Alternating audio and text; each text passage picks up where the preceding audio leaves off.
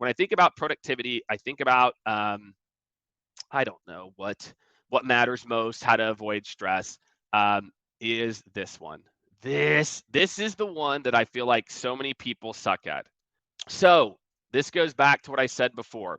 Whenever we all say yes to too much. Okay, I still say yes to too much. I told you about how in my move meetings that don't matter anymore. That's kind of a version of this.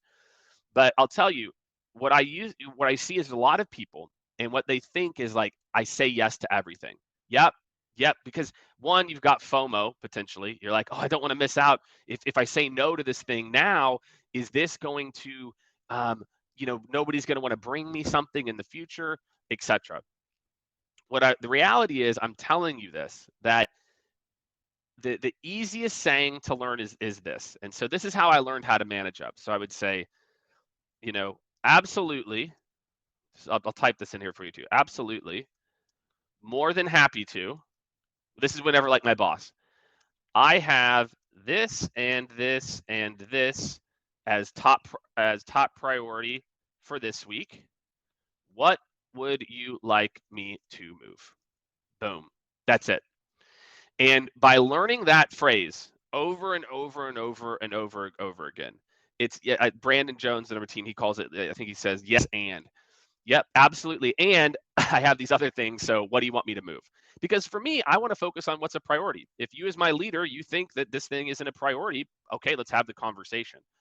So I think that's something that I learned very early in my career, was just to make sure I was working on what mattered most, to ease my stress, because we all overcommit. For any of you out there, you can give you a virtual raise your hand or a hand clap or something if in the last week you've overcommitted yourself, right? I'll keep my hand raised. God knows I have done this I do it every week, and again, I get better and better at it probably every year. But what I'm also really good at is saying, absolutely, I'm more than happy to. This is what I've got on my plate. What would you like me to move? And so if you're, don't be nervous. The worst thing to do, and I tell my team this all the time, never fail in a silo. At least go back and try to renegotiate. But don't just sit there and say, like, oh, I overcommitted. Oh my gosh. Well, I'll just do my best. And then it comes down to the deadline. You're like, oh crap, I didn't do it. Right? Don't ever do that. There's no point.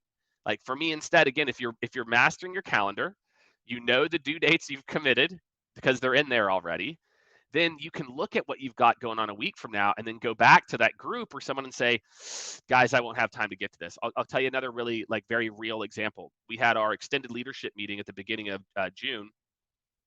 And during that, I took the homework item as a CEO to help to reshape our meeting structure schedule for our consulting leadership team. Reality is, I looked at my calendar after the meeting. I was like, oh my God, I've got a lot of crap on my plate. I'm not going to be able to get to this until X. So I sent a note to the team. I said, hey, the best time I can find for all of this is here. I know that it's later than we had planned, but I can guarantee to get it done by then. And everyone's like, okay, great, sounds good. But the alternative would have been for me to try to rush, for me to try to jam it all in, etc. And then, what you end up getting is a bunch of disappointed people or half-ass worked. Whereas because I put this thing that was due 3 weeks later, that would probably be my, I don't want to give it away as my number 3, but I'd say my number 2. I'll type another 2B in here. 2B for me is start early with something small. So what that means is, like, I will start to try to avoid having to renegotiate. I will try to start, like, just kick a project off very early, even if it's like 4 or 5 weeks or 2 months. I know I've got to have it done in 2 months. I'll try to get a little something done in the first week and then another little something, as opposed to cramming for the test at the end.